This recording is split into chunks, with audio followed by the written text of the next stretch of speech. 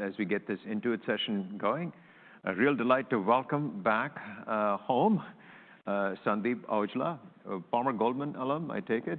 Yes, thanks for having me back. It's nice to be back from a different side of the stage this time. Exactly. So maybe you could just, congratulations on becoming CFO of Intuit. Thank you. Maybe you could just give us a brief introduction, what you did at Intuit before the CFO job, and also what you did during your Goldman days, if it's not too embarrassing. Yeah, no, not embarrassing at all, because we'll just stick to the daytime hours. Now, I started my career in investment banking, doing largely tech M&A at a mix of Goldman and Morgan Stanley, and really joined Intuit in 2015, so I've been there about 8 years. During my tenure at Intuit, I spent majority of my time with the small business group, which most of you know as the QuickBooks franchise. And really the mandate for what I was brought in was leaning into my non-traditional background to help accelerate that business transformation from being a source of truth for your books, largely an accounting software business, to being a source of truth for your business, to being a platform that has payments, payroll, MailChimp, time tracking as part of its core offering. So in essence, that platform journey that we've been on. And as of August 1st this year, had the good fortune of being the CFO of the company. So it's been a fun ride over the last 8 years. That's great. That's great. What is the mandate for Sandeep as CFO of Intuit? What does the board want you to do? What does the CEO want you to do?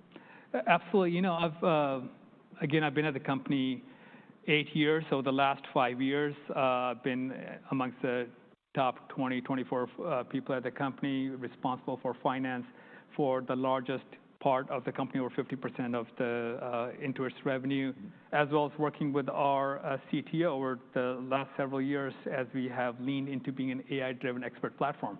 As the two of you know, we declared our focus on being an AI-driven expert platform 5 years ago, long before it became fashionable to talk about AI.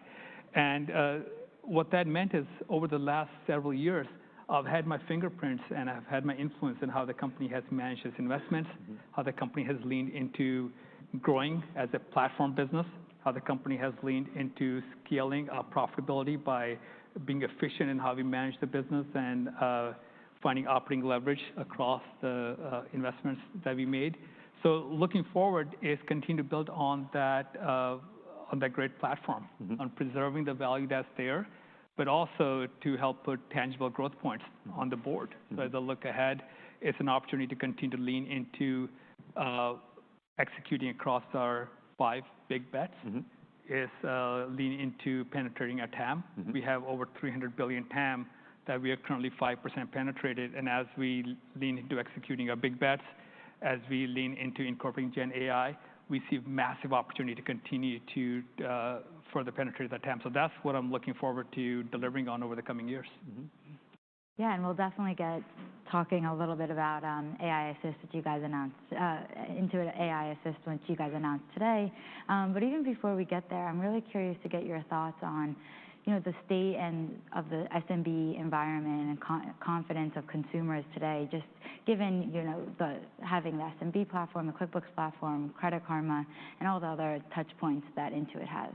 Yeah, great question. And across our platform, we serve 100 million customers, both mix of consumers and SMBs.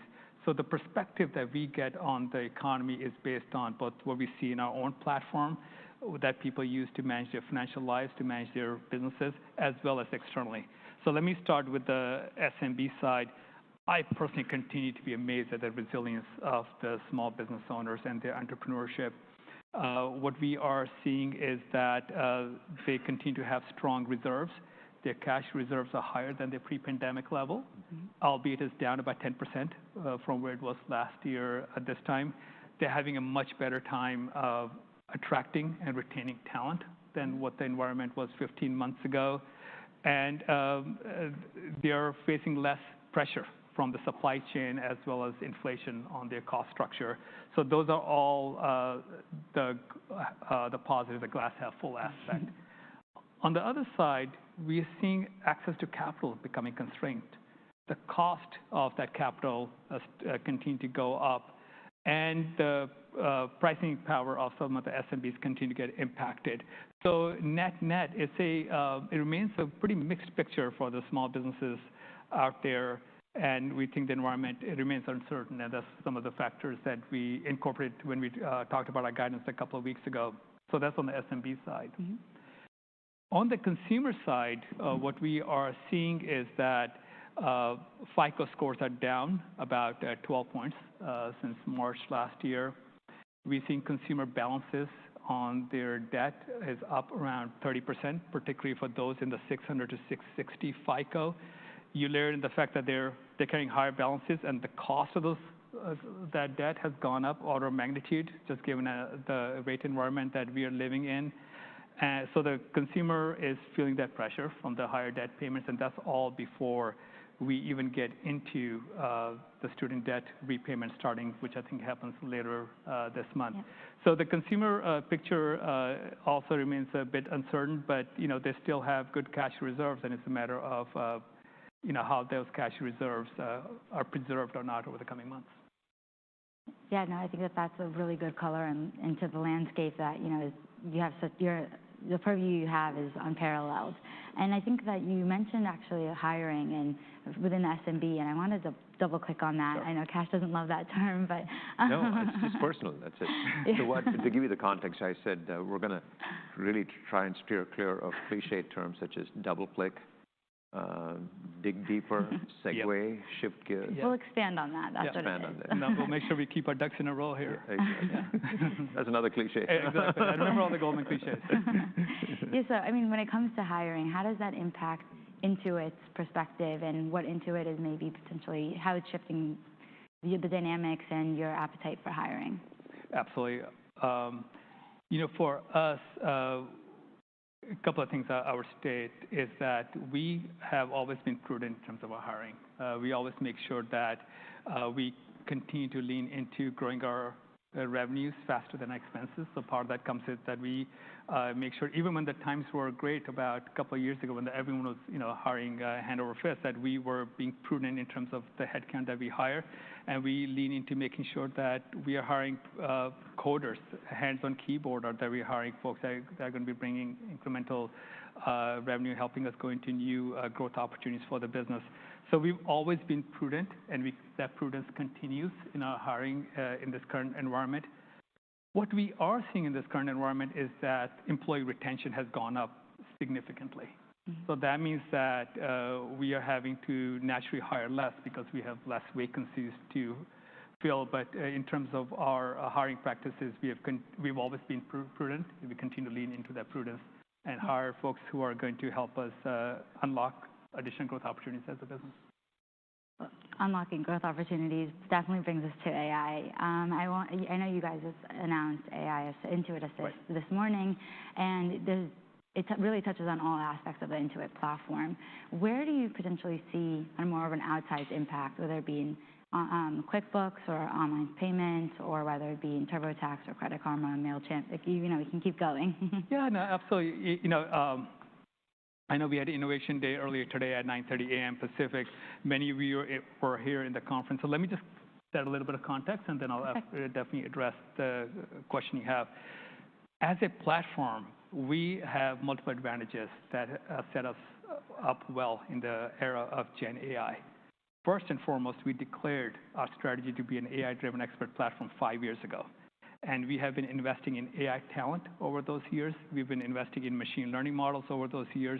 We've been investing in knowledge engineering over those years. So we had a massive head start in this space. It took 5 years to do this, because there's a prevailing view that you can use any of these generic LLMs and teach it how to do taxes. Exactly, and I'll address that as well. I think I'd love to. The prevailing view is sometimes a bit optimistic based on what the reality tends to be on some of these areas. So we've had a head start. On top of that, across those 100 million customers, we have a set of data that is uniquely accessible to us because it's behind our firewall. We have 60,000 attributes per consumer across their financial lives, across their income, across their expenditures, the categories that they tend to spend in. We have a 360-degree view of the SMB across your customers and suppliers.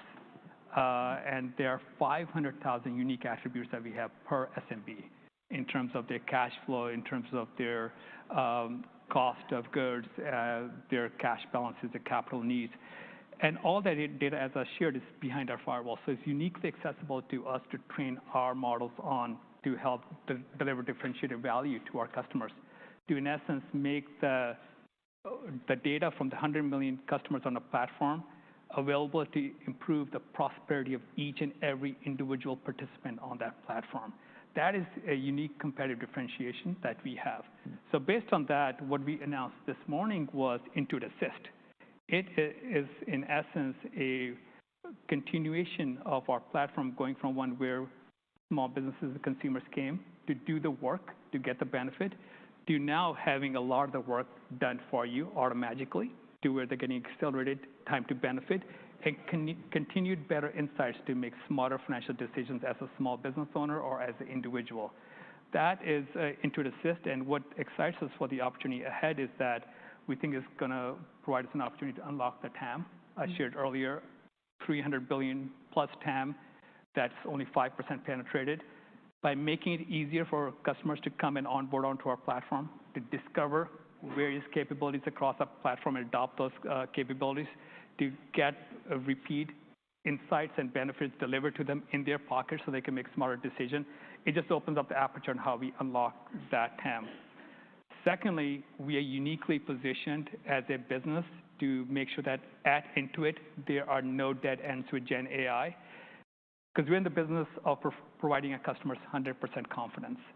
Sometimes to get to the 100% confidence, you need to go beyond Gen AI.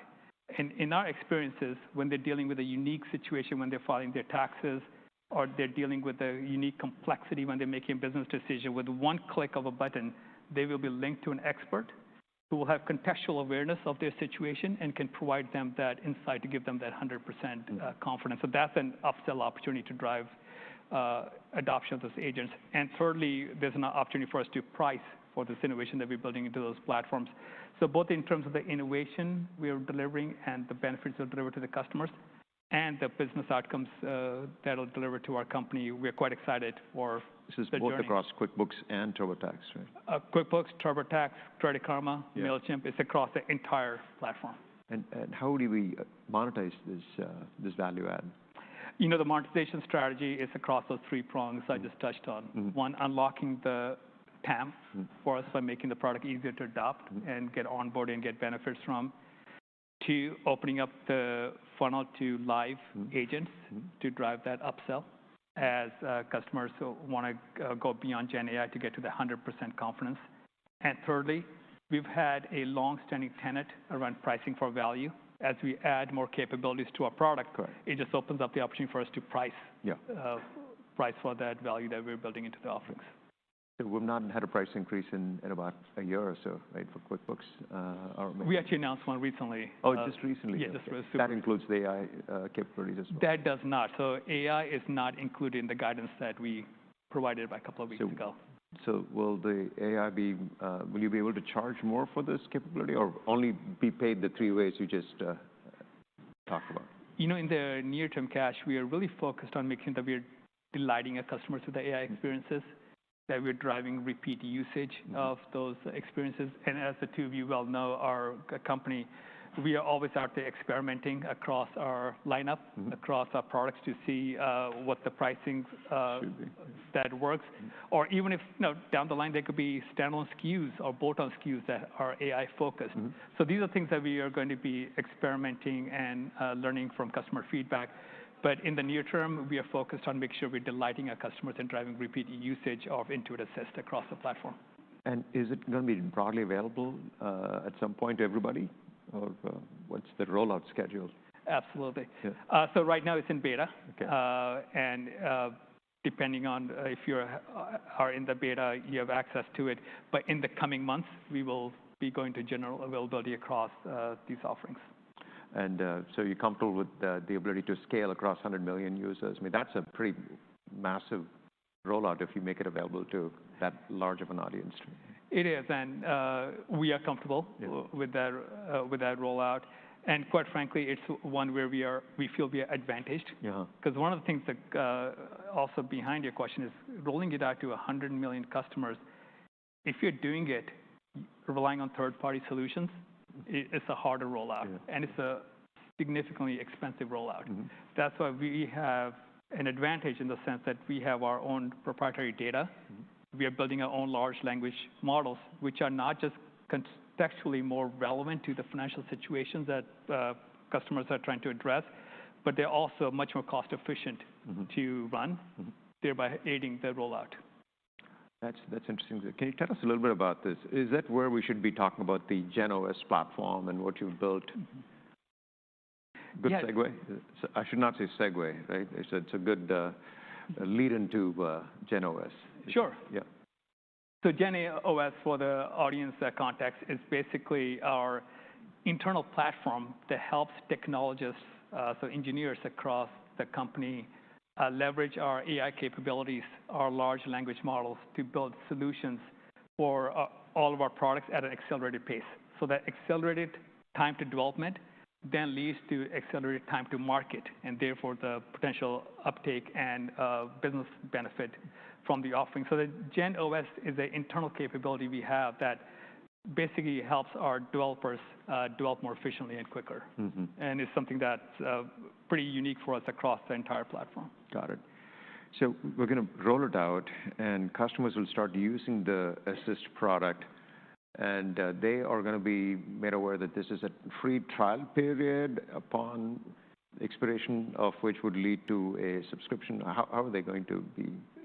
So right now, because when we go to general OS, general availability, the AI offerings will be in the product. So we will not, we're not intending right now to have messaging around this is a free trial for period X. It's a capability that's in the product. Okay. And over time, one, that will unlock the TAM. Two, just the way the product is structured, it'll unlock the opportunity to connect with a live agent. And three, we'll continue to lean into testing to either price for it discreetly or earn the right to increase the prices across the SKUs. Over a period of time. Over a period of time. Okay, got it. The reason I'm dwelling on that is there have been two responses from companies when we asked them about generative AI products and pricing. Some talk about how they have a separate SKU, like Microsoft, and ServiceNow has a separate SKU, Pro Plus, which is 60% more than the Pro version. And then they're going to stick with that and try to sell that SKU. And there are other companies that say, well, we're not going to have a separate, we're not going to raise prices for this, but it's going to be part of the product, but it'll be in a higher tier. So we hope that people will buy the Enterprise Plus tier, which will include the AI stuff for free, effectively. So yours sounds like it's a hybrid somewhere between the two. It is a hybrid, and that's really just given the unique aspect of our business. A lot of the companies you mentioned tend to be enterprise-based companies. Yeah. And what we are seeing is, one, it drives product adoption because it just makes the product that much more easy to onboard and get benefits from, get insights into your cash flow, get insights into can you take on a new job, and should you get access to QuickBooks Capital to buy supplies to effectively execute on that job. Should you refinance your mortgage or your car loan? So those are all things that are going to drive benefit of the platform and drive adoption of the platform.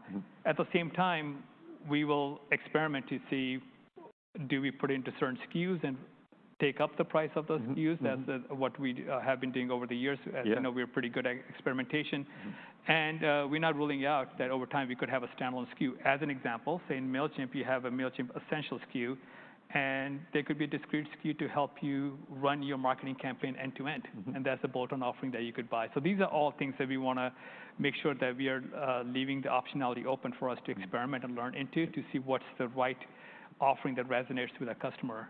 So one of the motivations is to increase product adoption. What about the customers? You have 7.5 million or so QuickBooks customers that have already adopted, right? Right. How do you get them to value the AI capabilities and pay for that? Absolutely. So the customers have already adopted QuickBooks as they use Intuit Assist, as they engage with Intuit Assist to get insights into the cash flow. And cash flow is the biggest variable. That's a key determinant of the success or failure of a small business. you have insights such as, well, you could improve the cash flow situation, as an example, by driving pay-enabled invoices.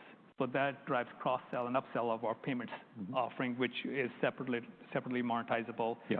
You similarly have insights around when you come to Credit Karma to get insights into your debt situation, and there's an opportunity for you to either get better cost of debt by refinancing. So these are all opportunities that we think drive that cross-sell, in addition to driving increased adoption. It's 7.5 million plus customers, but that's a fraction of the TAM that's available to us. Got it. And I wanted to actually ask you a question still on generative AI, but more on the cost side. And when we think about like the models themselves, right, we're talking about it really being embedded into a variety of different components and use cases within the Intuit platform. Are you training individual models across those different areas, and how are you managing the costs for something like that? Absolutely. It's a couple of points there. One is, if you're relying purely on external models to run your Gen AI as a company, those are quite expensive. Those models you're paying per character or, to process for answer, and the cost scales up pretty quickly. That's where we are leaning into building our own large language models. So currently we do use some external models, and we also have an internal large language model that we are using, and the teams are working on building more models. So it will be a mix of those, and that's what, quite frankly, gives us a competitive advantage, not just in the experience we're delivering to our customers.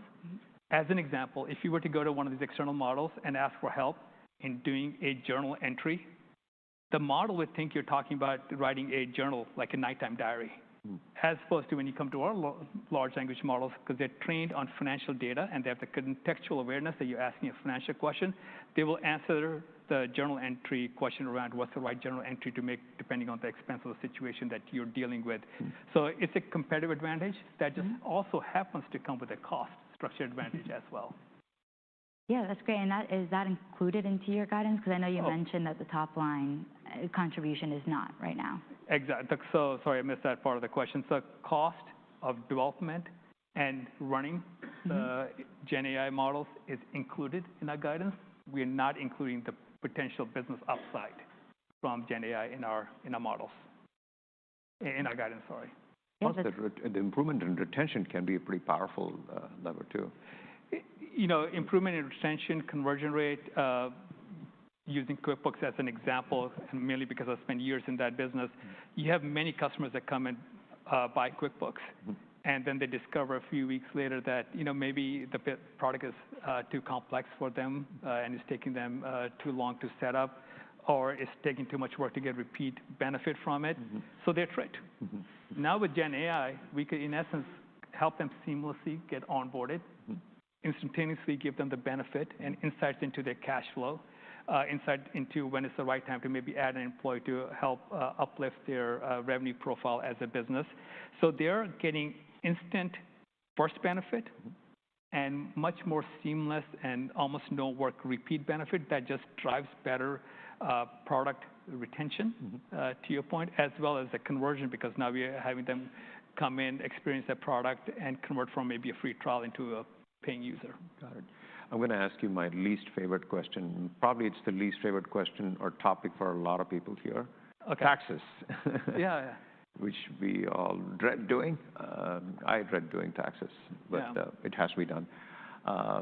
That's why a lot of people are delaying doing their taxes. I know. Everyone dreads doing them. I know.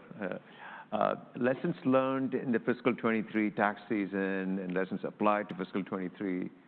Can you just talk to us a little bit about that? Yeah, absolutely. Let me share some of the learnings from fiscal 23. So one is, I think us and the entire industry, including the Internal Revenue Service, were surprised by just how much of the COVID era filers who filed their taxes just to get the COVID benefits was still in the baseline. So that, in essence, was the key factor that led to our performance in the tax businesses past fiscal year being below what our expectations were for that business. So it's largely a macro impact. The biggest learning there is that consumer behavior is just really hard to predict. And when given a chance, you should almost bet on the ability of the American populace to procrastinate doing their taxes. So that was a learning. But let me share some of the real positives that came out of this past tax year. So one of the big opportunities for us as a business is the 87 million filers who file their taxes as an assisted. So meaning they work with someone else that signs the tax return on their behalf. And that's a market that's fragmented, highly inefficient, that we have an opportunity to disrupt using our Gen AI capabilities and our live platform. And what we discovered this past year in our full service offering is that the product recommendation score was 84. And most of you who look at product recommendation score, something in the 60s is considered really high end. A lot of our products are in the high 40s. So a score of 84 means we got pretty solid product market fit. So we're actually looking forward to leaning into a go-to-market motion to really drive the penetration of assisted category there next year. So that was one excellent learning that came in. The second learning that came in is that across our Credit Karma platform, we have about 45 million monthly active users, about 129 million members, and they all need to get their taxes done. And by improving the integration between Credit Karma and TurboTax, by having customers be able to take their Credit Karma information into TurboTax and get their taxes filed, we saw a 5x increase in number of customers going from Credit Karma to TurboTax. So we're leaning into making the experience even more seamless next year. And vice versa, we saw a 45% increase in TurboTax customers adopting Credit Karma Money to get access to their tax refund within minutes of the IRS adopting it. So those, while it was a tough tax season, there were many good learnings that came out of it that has only bolstered our confidence in our long-term opportunity with the tax business. Have you ever thought about having a promo and say, if you're a Credit Karma customer, you want to get your taxes done for free, we're generative AI, our product will help you do that, but it's only on 1 day or 2 days, right? And then get people to see how valuable it is. And so, or you do it one particular season, next season you go back to normal pricing. You could instantly convert 87 million or whoever, the intersection of 87 million and your Credit Karma customer base. Not that everybody would be, that's a different demographic, which I completely understand. Yeah, and the two of you have known our company for years. You can rest assured we are floating around disruptive ideas as a business and experimenting with those ideas all the time. Click here to pay your taxes. Without giving away too much competitive intel, stay tuned for us to implement all the learnings from this year into what we bring to market next year.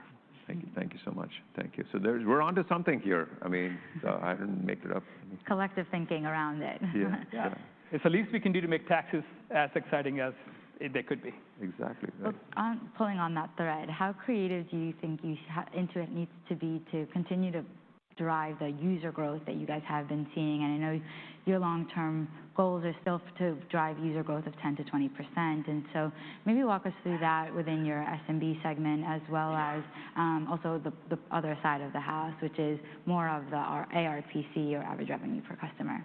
Sure, absolutely. And your question is mostly focused on the small business side of the house. Switching over a little bit to the small Absolutely. business. So in our small business segment, our growth algorithm is 10 to 20% customer growth, 10 to 20% ARPC growth. And we continue to see meaningful runway ahead in terms of that, of the customer growth.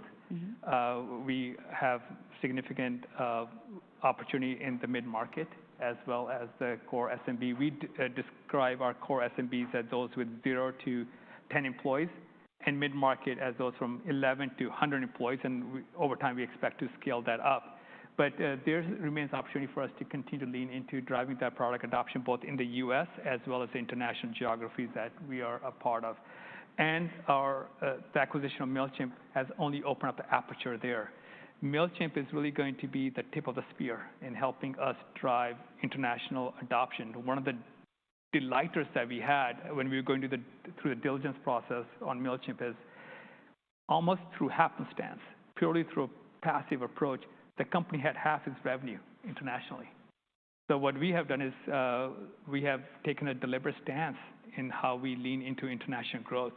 including translating the product into 5 languages that have the largest addressable market out there, as an example, Spanish, Portuguese.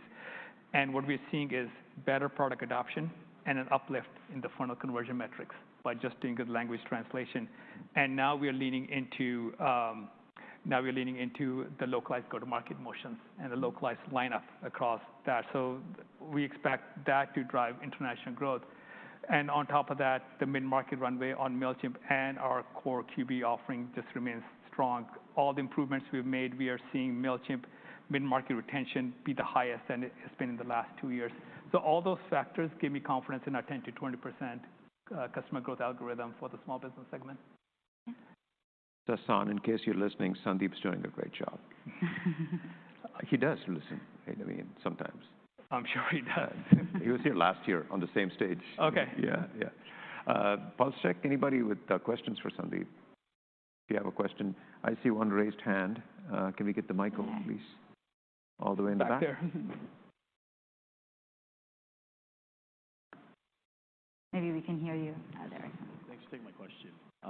I guess maybe when you think about Gen AI, to what extent can you use that maybe as a tool to be very disruptive at the kind of the core DIY part of the market, right? Where you have this like large group of free users and also this long tail of competitors where it feels like you guys could probably gain another leg of share just either by being very disruptive to your product or just through pricing. It'd be great to get your thoughts on that. Got it. I missed the first part of your question. Your question is basically our opportunity is Intuit to be disruptive in DIY category using Gen AI? Yeah, exactly. Precisely. Yeah. Yes. Yeah. Absolutely. I think Gen AI allows us to be disruptive across all bands on the tax category, assisted as well as DIY. A couple of things on the DIY opportunity that we have is everyone dreads doing their taxes. It might come as a surprise to some, but folks don't like to do their taxes. And with Gen AI and some of the things that we experimented even this year with TurboTax Express, we were able to get people through their tax experiences, some people through the tax experiences, I should say, in 5 to 10 minutes. So Gen AI just order of magnitude improves the ability for us to make that tax filing experience, particularly for the simple filers that tend to be largely DIY, just that much more seamless, which I agree is a disruptive opportunity. And you layer onto that the unique competitive differentiation we have in terms of the 60,000 attributes we have on the consumer, the large data set, and our own large language models. I think we do have a massive advantage vis-a-vis other offerings in the marketplace to be disruptive, not just in the DIY category, but also in the assisted category. Any other question? We had a question on the guidance for SMB 16 to 17%. That's a little lower than where you've been operating, or maybe the small business online ecosystem has been running significantly faster. So if we don't have a recession, it looks like Jan Hatzius, our chief economist, has been right all along in calling for a soft landing. We call it a software landing. It's patented by Goldman. Hopefully it will be. So if we have a soft landing, what are the upside factors that could cause that projection to be conservative? You know, what I would say about a small business is that the context is this last year, the business grew 24%. 4 points of that growth came from the acquisition, the timing of the acquisition of MailChimp. So the organic growth rate is 20% on that business. We've shared previously that 80% of the business is subscription-based. So it's recurring revenue, making it quite predictable. Mm-hmm. And we saw really good trends in the areas we're focused on, such as mid-market and the live platform, as well as our opportunities in the fintech area, such as our money offerings. So that is all the areas that we have confidence that goes into a guidance of 16 to 17% growth. Now, at the other hand, we are seeing a pretty uncertain environment out there. With all due respect to Hans and his perspective, we take perspectives from external folks such as Hans, but also combine that with what we are seeing in our platform. Yeah. So that's part of the prudence we are taking in our guidance, just because we do expect the next 12 months to be uncertain, and we don't want to be banking on an expansionary environment. Hence the guidance that you saw from us coming out. Got it. Perfect. That note, we perfectly ended on time. It was a perfect. That was a great landing. That was a good landing. But the two of you managing it, are you surprised? Thank you so much, Sandeep. No, thanks for having me. Thank you so Appreciate it. Welcome Thank back you all. home, and thank you so much. So let's join for cocktails at 5 o'clock. Thank you.